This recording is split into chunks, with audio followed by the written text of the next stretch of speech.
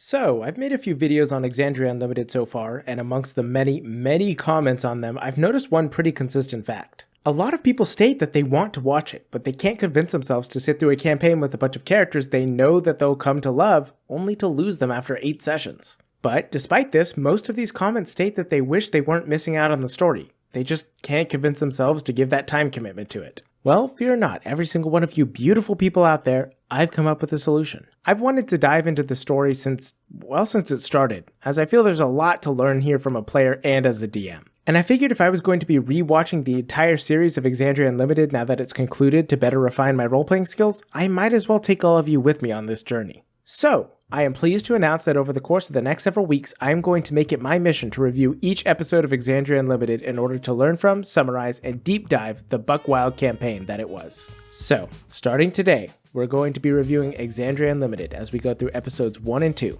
the Nameless Ones, and the Oh No Plateau. So let's talk about that.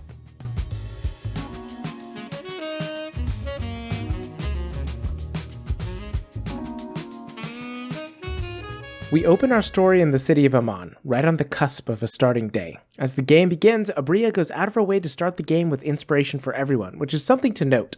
I'm going to be discussing a lot the fact that there is a new DM here in Abria. I don't think I can talk about or summarize these games without addressing that fact, especially since I want to talk about Exandria Unlimited with the specific purpose of us being able to learn what we can of how to run better games and play as better players. So with that being said, I have already made a video addressing some of the stuff that Abria does, but I'm going to be deep diving it a lot more, and I want to make it clear up front at the beginning of this series. The point of this is not to criticize anybody. I do not want to criticize Abria. I do not want to criticize the people at the table. I want to analyze what they've done. I want to analyze how they've played, and I want to learn from it. There will be things I disagree with. There will be things I did not like. That's okay. It's all right because it's an opinion. But I will make sure to do my best to preface every single negative comment that I make with a caveat. This isn't my game. This is theirs, and I understand that. The only reason that I'm going to be talking about the things that I didn't like is so that there can be better context on the things that I do like and the type of games that I like to run. This is meant to be an educational experience and a summation for everyone involved.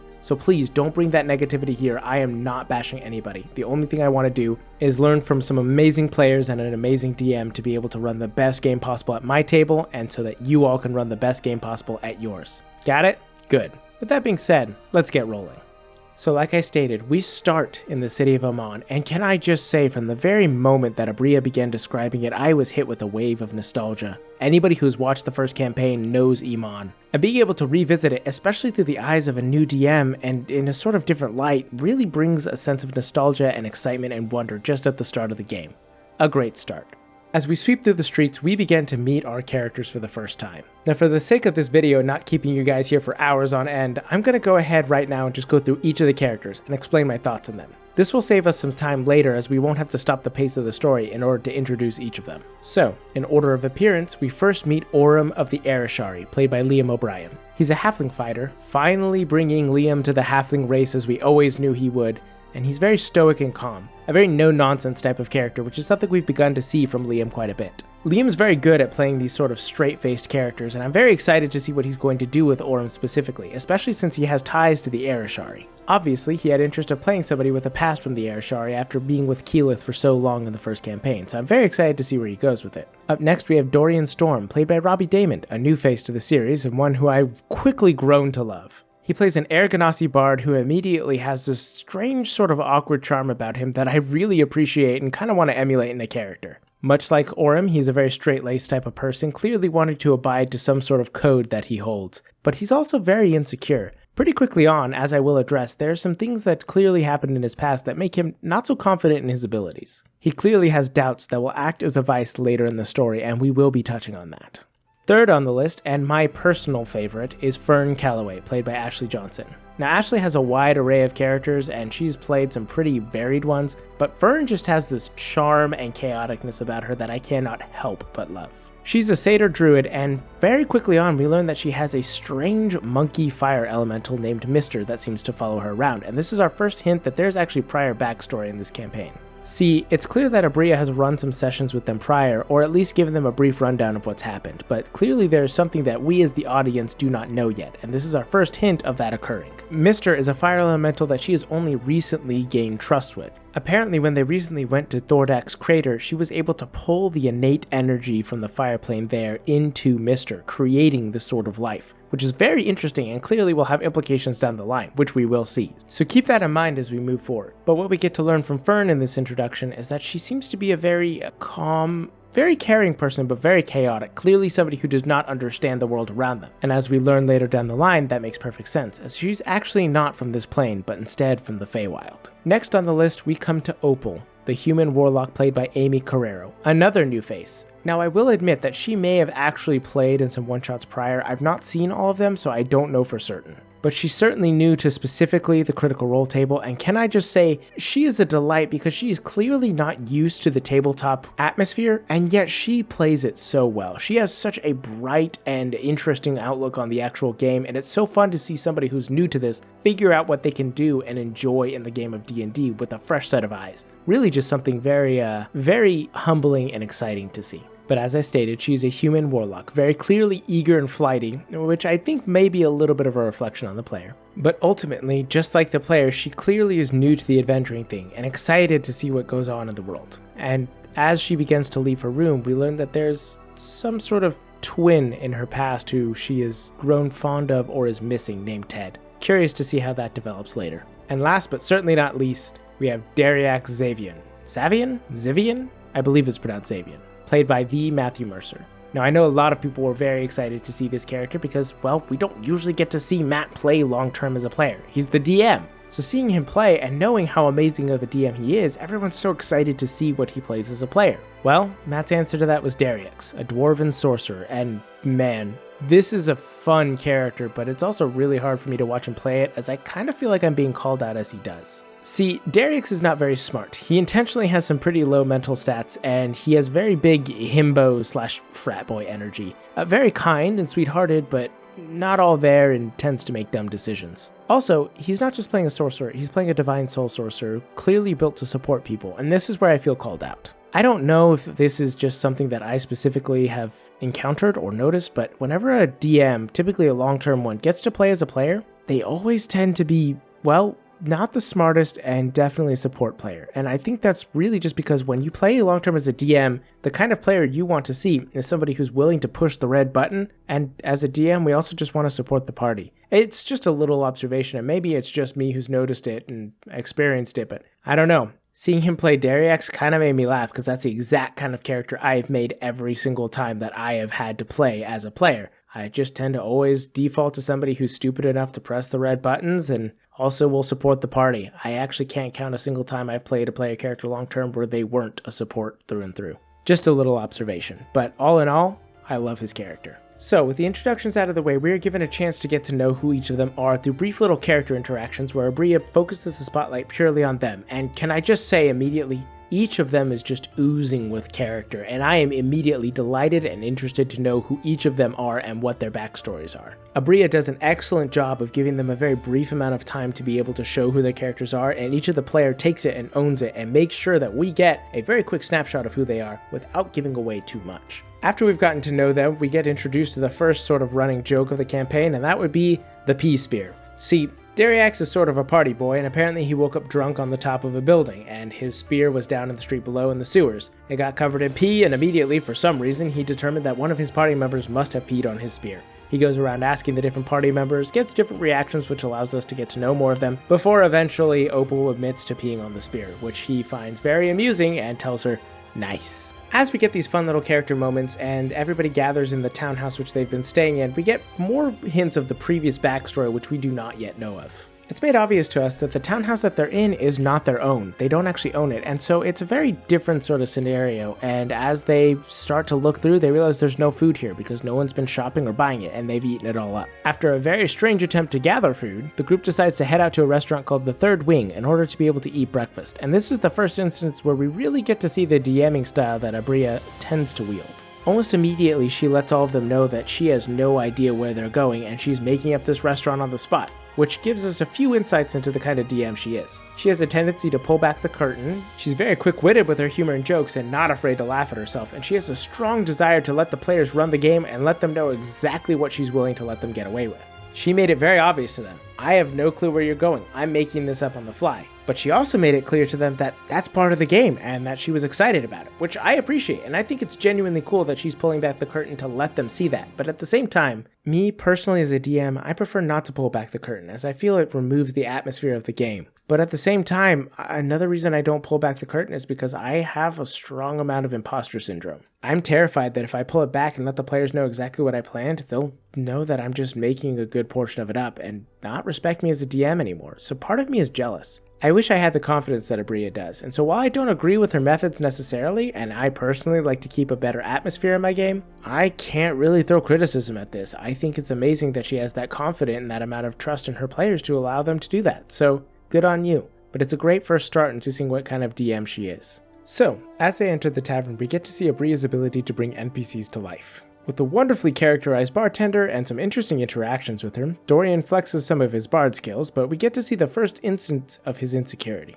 Make sure to keep an eye on that. It will become crucial to his character as the story progresses, but for now this is just the first hints that maybe he has some confidence issues. As they discuss, we also see them attempting to remember what happened the prior night, leading to an explanation of the peace spear and a fun moment of improv as Abria calls for a flashback, a technique I haven't really seen employed very often. But this flashback explains why it was that Dariax was up on the roof, and in fact what happened the entire previous night. Apparently all of them had had a rowdy night of drinking at a festival and things got a little out of hand. But we get to see all this through a flashback where Bria takes us back in time and lets them play out what happened and then changes the current events of the story to fit it, which I thought was very interesting and fun. Not the best move necessarily for a streamed game because a lot of people are watching and are expecting a consistent narrative, but for my home game, that would be something incredibly interesting to throw out, and it's probably something I will employ in the future. More importantly, however, Orem seems to remember that they all seem to have lost a full week's worth of memories after being at the edge of the crater of Thordak, and Dorian seems to feel as if maybe they're missing someone. Perhaps the group isn't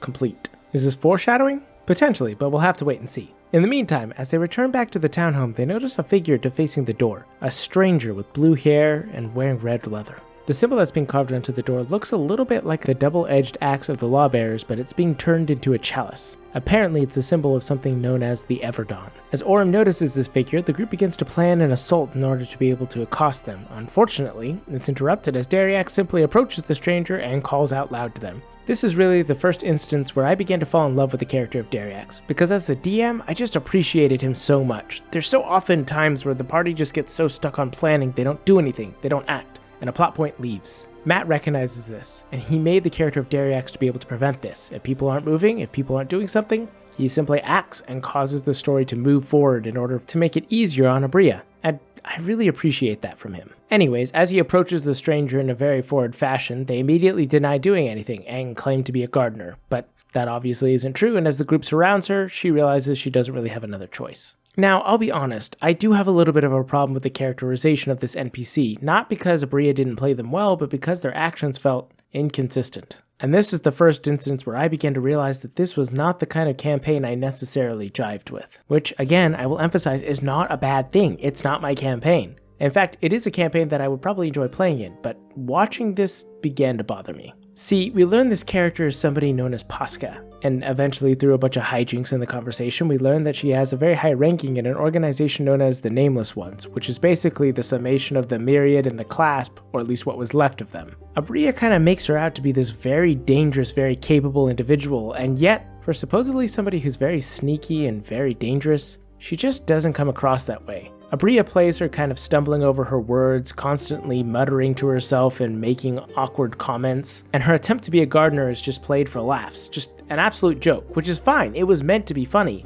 but I felt a lot of inconsistency and dissonance with this character. At one point, Abria insists that she's very dangerous and capable, on the other, she's not even capable of telling a simple lie. Again, this is very small and nitpicky, and it's not meant to give criticism, but just to learn from this. I think I often have a tendency to play NPCs this way as well. I want the players to laugh and have a good time, but in doing so, sometimes I sacrifice the consistency of their character, which can lead to a problem later down the line. See, I think because of this instance, later, the group does not take Pasca as a serious threat, and they pay the consequences for that. and I don't think that was necessarily fair because Posca was not played as a legitimate threat. Now, do I think this is a huge problem in the story? No, it's a game, and Abria is able to play it off however she wants. And ultimately, she does eventually get across that Posca is dangerous, and she does not punish the party for not realizing this. But it did lead to some inconsistent decisions, and I think it's important as Dungeon Masters to remember. If we want the players to see an NPC a certain way, we have to act a certain way. There's a very important concept in storytelling known as show, don't tell. If we want somebody to think that a character is capable, we must show them being capable. So, just something to remember for Dungeon Masters out there. If you want the players to take a character seriously, you must play them the proper way in order to be able to communicate that. However, as negative as that all sounded, I actually do have a pretty decent point to go alongside that in the favor of Abria, but I will discuss it later. Just remember that I did learn positive things rather than negative things from this. It's just something that needs to be addressed at a later point. Regardless, as they talk to Posca, she eventually reveals that the Nameless Ones thought that the property was owned by the Cirrospecs up in the Cloud Top district. Basically, rich ne'er-do-wells who are buying up property so other people can't have it. She reveals that there was actually some illusion on the carved symbol that she created, a little bit of illusory script, and it was actually a hand clutching a 5-pointed star, the symbol of the Nameless Ones. It's at this point that they decide to go inside the townhouse to talk, and Posca actually does offer to take that property off of the hit list, so long as the group does a little job for her. It's pretty simple. She essentially asks them to steal something expensive for her and bring it to a warehouse somewhere else in the city. She doesn't really care where it's bought from, though she does ask them to specifically go to the docks, or at least suggest it so that they have a target of some sorts. There is some deliberating, but the party does eventually agree to the job, and they all begin to head to the docks to try and find something expensive. It's at this point that it's revealed that Darius actually has a little bit of a shady past, and he's dealt with criminals before, so he takes point on this in order to be able to help them find something expensive to steal. They head to the docks and eventually determine the target to be a ship named the Blight Star. They manage to get onto the boat without much issues, just pretending to be part of the crew. However, once they get there, they realize that there's no one on deck, and beneath everything, there is a magical darkness preventing them from seeing underneath the deck that they're currently on. As they begin to investigate, they find that the crew of the entire ship has actually been murdered and strung up in some pretty horrific ways, leading to a very ominous atmosphere about them. In the darkness, they sense that something else is there, and something is not quite right. Something even attempts to attack them in the shadows that they can't see, but Orm gives a quick attack at it, connects, and it runs off into the darkness, not to be seen again. As they continue exploring, they eventually find a fancy carved black crate with some sort of weird, dark fixtures on it. Darius manages to get it open eventually, and they find a onyx circlet inside. It's almost shaped like a thorny crown that gives all of them a weird feeling. Now, it's at this point that my DM sense started tingling, and I immediately knew that was a powerful artifact. I didn't know how powerful, but the way that Abria described it and the way that they all reacted just made it very clear this was something very strange. The first word that popped into my head was vestige of divergence, and little did I know how right I would eventually end up being. Dorian attempts to pick up the crate and immediately grows sick to his stomach and begins vomiting uncontrollably on the ground with this black, gross substance coming out of his mouth. Orm immediately springs into action and tries to close the crate, but even he too feels this awful nausea. Each time that somebody touches the crate, Abria asks for their alignment, and it is very clear very quickly that anybody with a good alignment cannot be near this item. This is bad news. Darius, however, does not actually have a good alignment, but instead that of chaotic neutral, and he's able to carry it no problem. As they begin to leave, however, they begin to hear clicking and clawing and a creature in the dark that they don't understand, and eventually they realize it is a caged Onkeg. Fern has a pretty hard time letting this go. She doesn't like seeing another creature caged, but eventually the group does convince her to be able to leave, but I think it was a nice amount of characterization. It makes it clear to us as the audience that Fern does not necessarily care about the good of anything, simply that it is free and allowed to be itself, and she finds beauty even in the ugliest of creatures. Something that will definitely follow through in later times. As they begin to become above deck, Fern notices that there's a person in the crowd in unnaturally dark robes, and as they stare at her, they suddenly disappear in a swirl of vapor. Immediately, this makes it clear that somebody knows what they've done. They are not in the clear. The chase is on. They quickly make their way back into the city, but something is clearly wrong, and they feel like they're being watched in every which way. The entire place is filled with warehouses, and they're trying to find the particular building in which they're supposed to drop off their wares and make their way onwards. As they try to drop off the stolen goods and have this wiped from the record, 4 dark figures appear, and they suddenly realize that they are in trouble. And for the first time in this campaign, we get to have some combat. Throughout the entire fight, we get to see some fun moments from all the characters, but the real highlights of the fact is that Opel gets seriously injured, and we find out that Darius has the ability to heal. Not only this, we get to see some amazing characterization for Orym as he consistently tries to protect Opel by putting himself in between the danger and them, despite the fact that he could just as easily get killed. Don't forget, these characters are at very low level. Even a simple D6 can deal a massive amount of damage to them. During the fight, the figures try to convince them to just give up the circlet and let them go. They'll let them keep everything else they stole, just give them the circlet. It's at this point that we get to see some of the more moral standings of the characters, as both Dorian and Orym refuse to do this. They don't know what the object is. They know it's terrible, but they can't just let such an evil object get into somebody else's hands. So they refuse and are willing to put their lives on the line. Again, amazing characterization to let us know just where these characters stand in the moral hierarchy. The battle ends with one of the best moments I've ever seen. As Matt gets his first real "how do you want to do this," and seeing his eyes light up and the excitement in his face, I'll be honest, I've begun to grow concerned for Matt over the many years of Critical Role. I've seen him take a toll of trying to do this over and over and create a story not only for his players, but now for an audience. I've begun to worry that he may be growing disillusioned with Dungeons & Dragons, and while I've never met him, though I hope to rectify that one day, I cannot help but seriously relate with him. The struggles that he has and he's talked about, I myself very much deal with. And so seeing him being able to have that joy in Dungeons & Dragons and knowing that there was still that light in him, it was just very fun and amazing to see. And I'm really glad that he was able to have a good time. But either way, this concludes combat, and as they search the bodies, they really don't find much that allows them to be able to learn what else is going on. They break into one of the rooms in the warehouse and find a bunch of boxes and barrels, and they notice that a lot of them were from Zephyra, which kind of concerns Orym as he is from the Arashari. As they open some of the crates up, they find something that seriously concerns them. 40 entire pounds of refined residuum. Not only is this incredibly powerful in a magical sense, but they also learn very quickly that this can be used to be refined into Sood, a very addictive drug. Clearly, something else is going on here. Immediately, Orym asks them to take the residuum to the Fire Ashari who are staying in town, as they're the ones who are watching over Thordax Crater. The others are concerned with this, as they keep saying that they need to return to Posca and get their record cleared so that the Nameless Ones don't come after them, but there's a clear divide between the party, and this is where we see something interesting. At this point, Orym has a serious moral conflict with the rest of the party, and we see Liam have to grapple with the fact that his character does not jive with the rest of the party right now. Liam has chosen to play a very straight-faced, law-abiding citizen. The rest of them have not, and that becomes very difficult to deal with as a player. Do you refuse to compromise on who your character is and go against the party, which then inherently slows down the campaign? Or do you compromise and not get to play the character you wanted in order to make sure that everybody else gets to continue to have fun? It's a difficult conundrum, and I think Liam amazingly navigates the entire situation, not compromising on his character, but giving them an ultimatum. If they are not able to figure this out, they do need to take this item to the Ashari. Eventually, however, the party chooses to make the right decision. They decide to not return to Posca, and instead they keep the circlet. Not only that, they also keep the residuum, meaning they are putting a lot of a target on their backs. Suddenly, there are a lot of people in this town that are going to be coming after them, and they don't know who most of them are.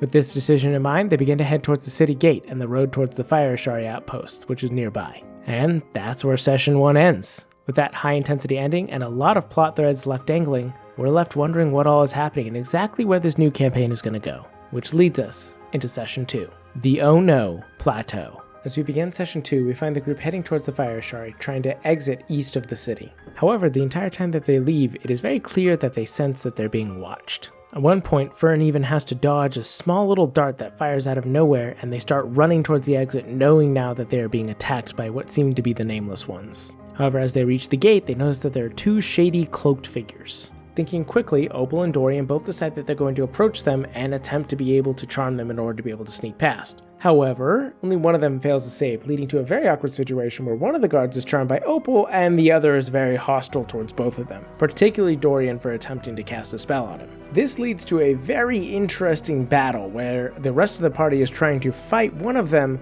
while Opel flirts with one of the guards and begins to lead them in the opposite direction using her charm spell. This leads eventually to somehow her tying him up because of some sort of promised favors. However, during the course of the battle, the group quickly notices that there's a strange absence of town guards while this battle is occurring. Clearly, the Nameless Ones are more powerful in the city of Amon than they gave them credit for. Eventually, they're able to down the non-charmed guard, and the other charmed guard is still tied up in a hogtie because apparently that was a thing that occurred during this battle.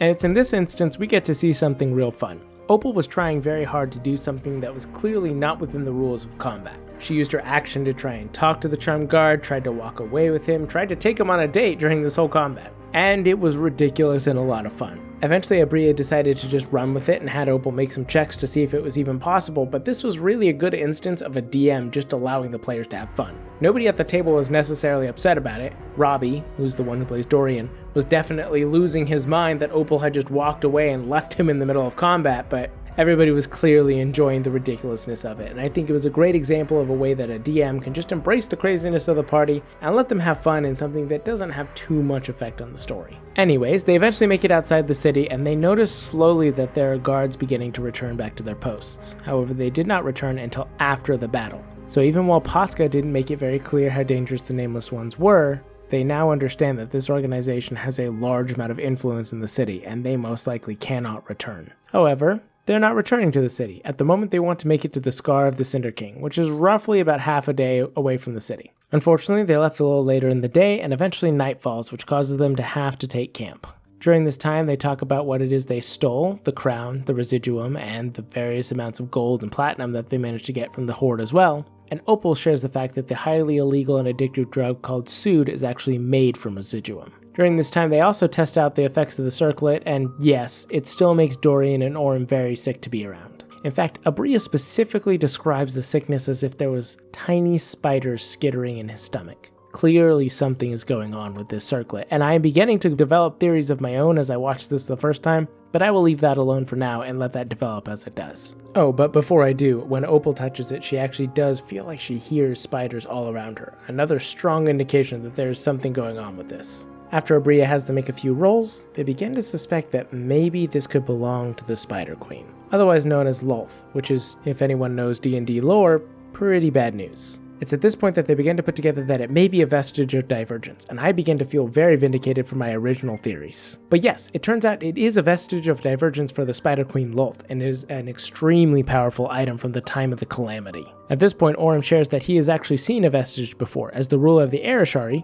hint hint, wink wink, nudge nudge, wields a vestige herself. Orym also makes sure that they know if this is indeed a vestige, it is way more than they need to deal with. It is too powerful and not something they're equipped to handle. Immediately he wants to take it to the Fire Ashari in order to get their input, making it very clear again that he is a very law-abiding citizen. However, it's at this point that the rest of the party begins to question whether that's the best idea, and I find myself agreeing with them. If this is a vestige of Divergence, it's very powerful. And while yes, we know as an audience that Keyleth is somebody to be trusted, none of the rest of the party does. And it's a little concerning the absolute faith Orym seems to have in the Ashari. No organization is truly perfect, and I think they're right to question him. It's at this point that Fern pipes up and suggests taking it to her grandmother in the Feywild. This is the first time that we realize that she's not necessarily from the Prime Material Plane, but instead from the Feywild, and she was able to find her way through somewhere near Singorn. Eventually, they decide that they just need to sleep and continue to think about it, and Dariax goes to keep on watch. As he watches, he sees a figure in a black cloak with red leather and blue hair riding past. Immediately, he lets everybody know that that was most likely Posca, and she's missed them,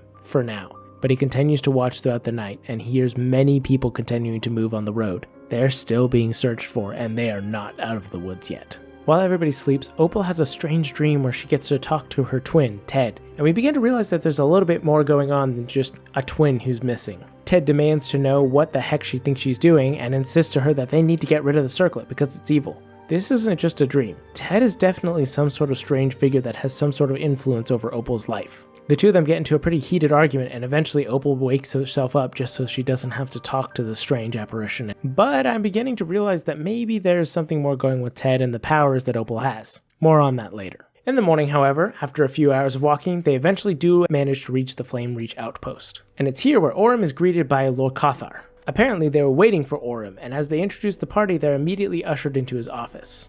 They quickly share about the residuum stolen from the Nameless Ones, and share that maybe they think that something more is going on within the city of Amon, and the Fire Ashari should be concerned about it. Orym very quickly insists that they need to get word to the Voice of the Tempest about this, and that's when it begins to become clear that Orym maybe doesn't have the influence we've been led to believe at this point. See, while Lord Cathar does take him semi-seriously, she seems to be concerned with how much of a big deal this actually is, and when he mentions telling the Voice of the Tempest about this, she just seems downright dismissive. Clearly, she does not think this is a big enough deal to actually escalate up the chain. Getting frustrated, he almost tells them about the circlet, but he's very quickly stopped by the other members of the party. They do not trust this person. Clearly, they've been dismissive so far about the residuum. Why should they tell them about this vestige? And this is where that conflict begins to come up again. Orym clearly has an absolute blind faith in the Ashari, but the rest of them do not. The Ashari has not been helpful so far, and so why should they trust them with such a powerful artifact if they're just going to be dismissive over what it can actually do? Now, this is a point of contention that I've seen a lot of the community talk about, and I actually do want to touch on this.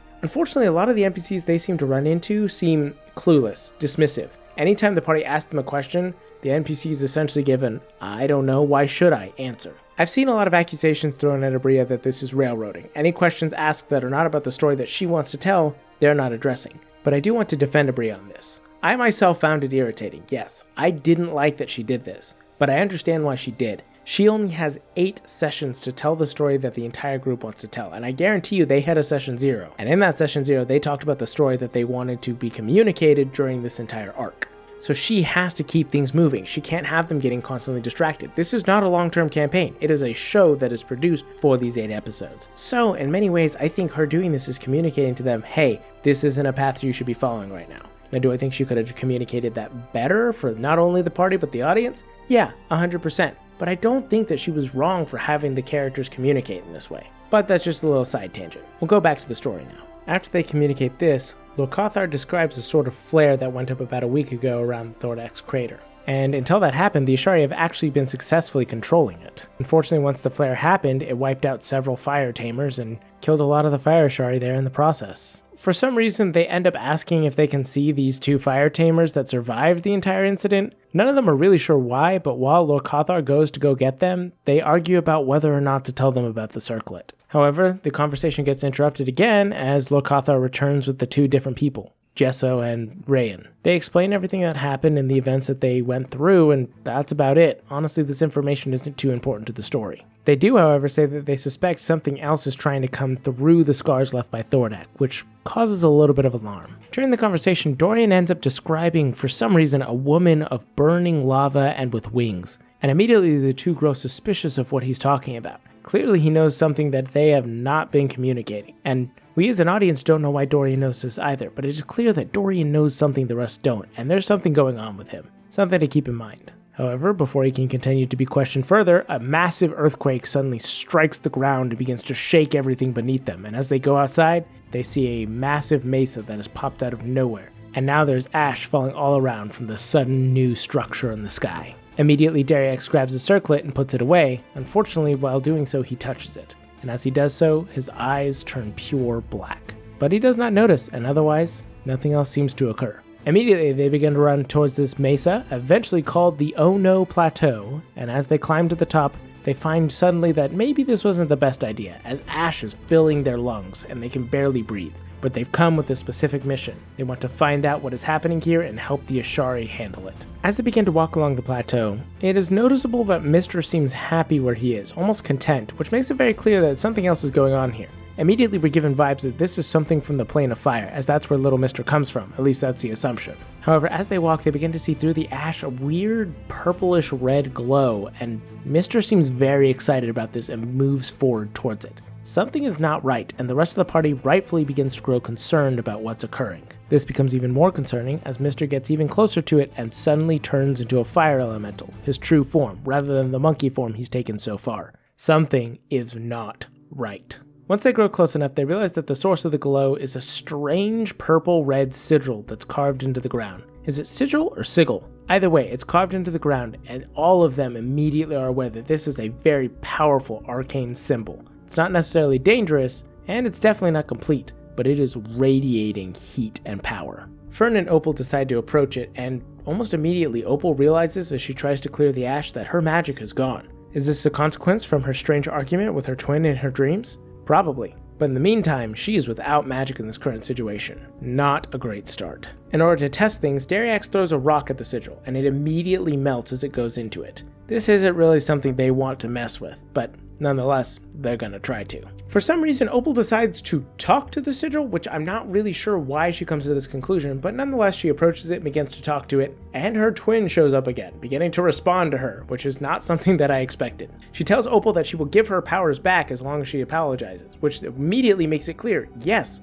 her sister is involved in her powers, and the implication seems to be that Ted is the one who gives her her powers. An interesting development, to be certain. Opel, however, downright refuses, as apparently she's stubborn as a mule, and says that she will figure this out with her own ability. She doesn't need her sister's magic. When the others ask who she's talking to, she very briefly explains that it was her twin sister, and her twin sister stole her magic. But unfortunately, this doesn't get elaborated on further, as they do have something in front of them which needs their immediate attention. With no other options, Fern decides to approach the sigil now, and she takes Little Mister with her. But immediately as they approach, Little Mister is far too eager to go into the sigil, and as he does so, he enters it and transforms into something much, much different. Large, terrifying, a huge elemental made of pure fire and hot vapor. And he's angry. Something is very wrong, and they realize that they have made a huge mistake by allowing him to come close to this very powerful arcane magic. Immediately, combat erupts, and Opel realizes that her magic truly is gone. She has no way to defend against this elemental. This leaves her in very dire straits, as she realizes very quickly she either needs to be able to take things on with her own abilities or rely fully on her teammates. She is not going to be super helpful in this fight. Additionally, fissures begin to open up all around the plateau, and strange tentacles of hot vapor begin whipping out and attacking the party, but fortunately they're easy enough to get rid of. Thinking quickly, Dorian is able to cast Dissonant Whispers on this faux Mister, and as the elemental is forced to move away from the sigil, it turns back into the smaller elemental, and is no longer nearly as angry as it was before. As the battle comes to a close, the Ashari approach them and ask them about the sigil, of which they explain what they've learned and let them know that there was a monster, but it's okay, they've dispatched of this. The Ashari aren't super impressed, as they were able to see most of what went on and inform them, yes, you solved the problem, but you caused it, so it's pretty much a non-factor. A simple small moment, but it got a chuckle out of me, so I wanted to mention it. Immediately, the Ashari let them know that they want to contact the other Ashari tribes to see if there are other elemental planes that are reacting in the same way. Mister, who's still in small elemental form, immediately runs over to Fern and gives her a large hug, which is interesting because she takes no damage from the fire of the elemental. As they begin to walk back, however, Orym finally admits that maybe hanging onto the circlet is the right call. Which makes me wonder, why did he suddenly change his mind? What was it about the Ashari's actions that suddenly decided that maybe they should keep onto the circlet? At first I thought this was just Liam making the decision so that the party could move forward, which I think is a part of it, but I also wondered, did the Ashari's actions and dismissals of the struggles that they were going through convince him that this was a bad idea? I believe Orym may be growing and realizing that he can't just trust everybody he used to, and that might be a good thing. They return to the outpost and inform Locathar that there was a sigil, and they give her a brief description of it as well as a sketch, and she lets them know that she has no idea what it is, but it appears to be a gate of some kind. She asks the party to go back into the city in order to be able to find someone to explain the sigil. Unfortunately, she can only think of one person with such knowledge that would be able to help them out, so they have no other choice to go to the Rune Child themselves, Sean Gilmore. And that is where Session 2 ends, as they head back to Amon to visit none other than Gilmore's glorious goods. So, that's Session 1 and Session 2. What are my thoughts? Well, they're kind of complicated. I'm going to go ahead and just touch on this here first and foremost so I can get out of the way and make sure that everybody knows this from the very first point. I have a lot of problems with this campaign. From an audience perspective, anyways. There's a lot that Abria does that does not really lend to a cinematic story, which is interesting because I didn't really realize that was something I found important until now. But in my own games, subconsciously, I constantly, as I'm running the game, wonder if somebody was watching from the outside, would this be an entertaining experience? Which is weird because that's not something that's required for a tabletop game. Let me get this straight. I don't think there's anybody who can run a cinematic game as well as Matthew Mercer. Well, that's not true. Brennan Lee Mulligan is absolutely amazing, but that'll be a different topic for a different time. The point is, Matt runs an amazing cinematic game, and I haven't seen the other campaigns Abria's run, so I can't say anything for certain, but my honest opinion, Abria does not. And I know that sounds like criticism. I know that sounds like I am being negative, but it isn't. Because Abria didn't come to run a cinematic game. As I've begun to watch this and as I finish this series, I've realized something really important and something I think the community just needs to realize. Exandria Unlimited was not a game that was meant to be cinematic. And I know they marketed it as that, and that is something that I think they truly made a mistake in. As I mentioned earlier, I've begun to grow really worried for the Critical Role cast. They've been producing this show for so long and playing these characters and receiving a lot of hate on the internet because of it, not to mention the whole, 2020 shutdown thing that they had to deal with. And D&D has always been a hobby that they've come to relax and escape with, and I've grown really afraid that maybe they are not able to do that anymore because of the stress of everything that's been going on. And so as they've taken this break between Campaign 2 and Campaign 3, I think Exandria Unlimited was a chance for them to just let loose. They brought in Abria because she runs a good game, and she does run a good game. Not a cinematic one, but a really good game. I'll be honest, looking at the way Abria DMs and the way that Matt DMs, if I were to just play a home game with no cameras, no microphones, just me and my friends, I'd prefer to have Abria because she just runs a much more relaxed game. Matt asks for a lot of investment from the players, and that's a good thing. He runs an amazing game in his own way, but that investment leads to a lot of expectations. Abria doesn't. She pulls back the curtain. She lets everybody know, hey, this is just improv and having fun. This is for us to enjoy things. And so yeah, I don't like Exandria Unlimited as much as I like Critical Role, and I'm not afraid to say that because I don't think it was meant for that. This was a chance for people to be able to relax in between campaigns and enjoy D&D, and they just happened to invite us to do that with them. And they probably had to do that in order to make sure that they maintained interest. It's a business move. But I have a small feeling that maybe they wouldn't have wanted people to watch if they had had a choice. So yes, this isn't quite the same experience as Critical Role, and I've seen a lot of criticism leveled at it for that reason, but I really don't think that's fair, because I don't think that's what it was meant to be. Honestly, and this is just a true ask from me to the critical community, please just let them have this, let them have the fun that they experienced, and understand that it's not Matt's campaign. It won't be the campaign that he ran, it won't have the cinematic experience, because that's his strength. Abria's strength is creating a very flexible and fun game. Does Matt run fun games? Yes, but he also runs intense ones. Abria just has her own style, and I think that's okay, and I think it's fair and fun for the Critical Role cast to just be able to cut loose and enjoy. As for everything moving forward, I'm genuinely excited to see how this story goes. I've watched this all before, but there are already things I'm picking up on that I didn't realize before, and I honestly really like the story they ended up telling, especially the last few sessions. I think they did amazing in. It took a while to catch my attention, but I think I understand now this wasn't meant for me. This is for them to be able to enjoy it and be able to have a fun time playing D&D, and at the end of the day, that's all I ever want from them, whether they stream their games or not. So I'm very excited to continue to travel through this entire adventure and continue to summarize and learn from the rest of Exandria Unlimited. Stay tuned for sessions 3 through 4. Go out into the world, make it your own. Don't forget to have a great day, and never forget to play your role. Thank you. Come again.